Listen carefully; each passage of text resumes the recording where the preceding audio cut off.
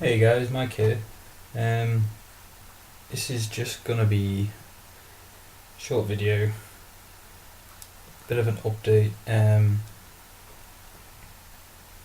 also cleaning my airbrush a bit, ready for the next set of tutorial videos.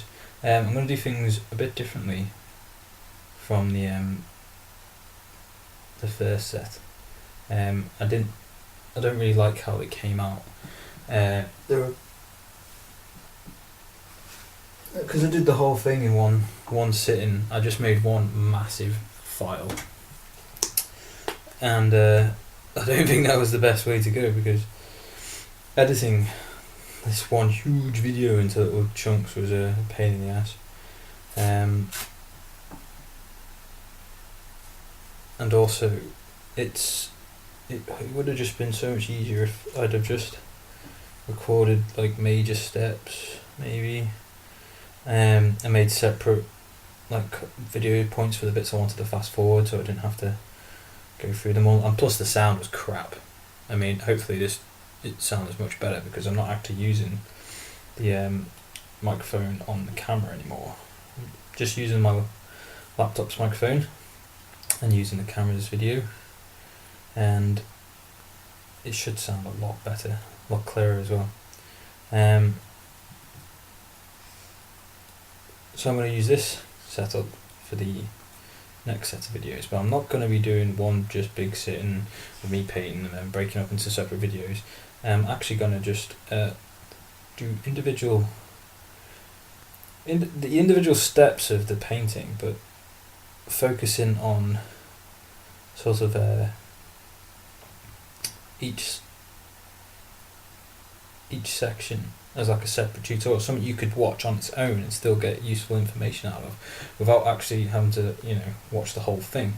So, for example, the first one I'm going to do is all about going to be how to prime, or how I prime my models with the airbrush, and priming and post shading as well. So for the very first video, it shouldn't be too long, but it should just be me showing how I prime. What sort of ratios of thinner to paint I'm going to use, and what paints. Well, it doesn't really matter what kind of paints. And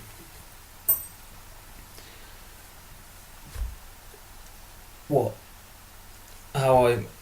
I'm going to be doing, I'm going to be undercoating the model. Either I might prime it black, but I might prime it actually like a dark red, and then on top of that spray sort of the blood red colour, but making sure that I leave the dark red in the recesses and underneath things, so you get that kind of zenithal lighting, which is really, really quick, really easy to do when you have an airbrush. So for those people that don't have an airbrush, it's like you could just skip that video, it's not that big a deal. And then the next one will be about how to use washes, but like not, everyone knows you can just put a wash on a model. But how I'm going to do it with this is, whereas I'm going to gloss coats and washing. So I'm going to gloss coat the Dreadnought first, and then use a wash, and not just put it on all over the place, but like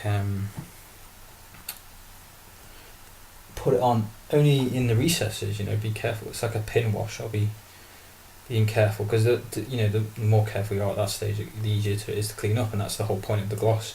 The gloss coat helps the wash to flow into the recesses, instead of a matte coat where the wash would tend to just stain the overall colour. On a gloss coat, it's going to sink into recesses that much more easier.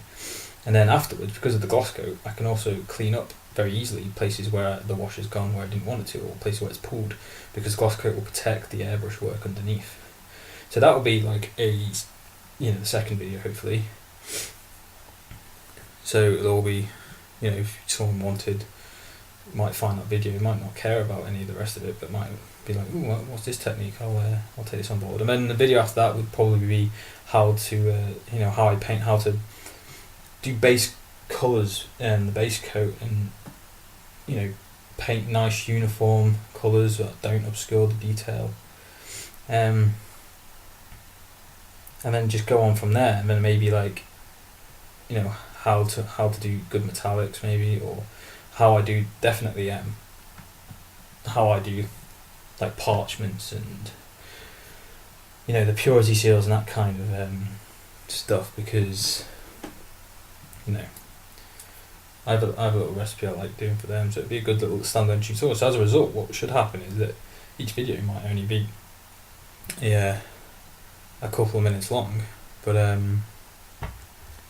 will be much more useful. And although you could watch them in a series and it basically build the whole picture of how I'm going to paint this dreadnought, it also means that people can just jump in whenever and find the technique or the bit of advice that they really want to concentrate on, rather than the videos I just did where it's kind of like I'm just talking and rambling on, and I don't even know what video to find a certain piece of advice I might have mentioned inside one of them, so that's no good.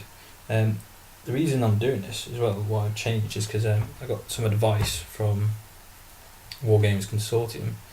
There was a brief video series on how to make wargaming videos, and there's just some almost common sense advice, but I just hadn't thought about.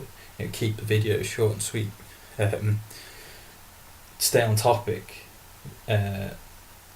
Help people find the bit of information. Don't just do a compilation video of loads and loads of tips, because what if they just want one of them? Then they have to watch for the whole video. It'd be much easier to just upload several videos of just small lengths. It's easier on the editing as well. You don't have to sit there and edit an entire huge video of all these different tips and then spend ages uploading them. So yeah, that's the plan. To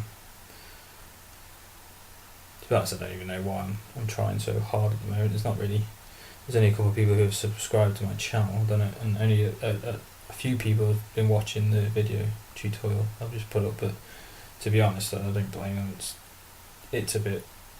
But it's like 2 hours. I think 8 videos, nearly 2 hours of footage. So yeah, I've learned quite a lot from that already.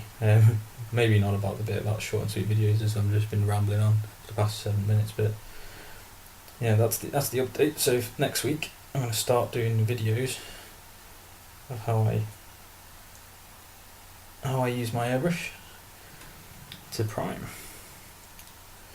So stay tuned, and any feedback or advice you can give would be much appreciated. Yeah, take it easy, guys.